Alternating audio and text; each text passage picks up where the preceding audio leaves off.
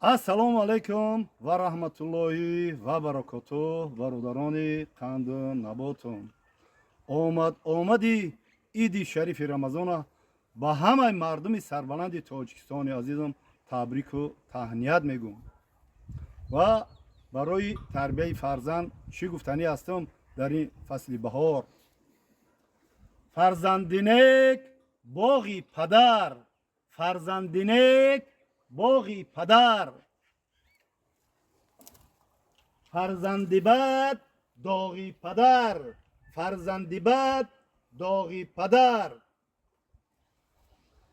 дар бораи тарбияи фарзанд иншоалло ба амри худо наворҳо ба сами шумо пешкаш мекунам.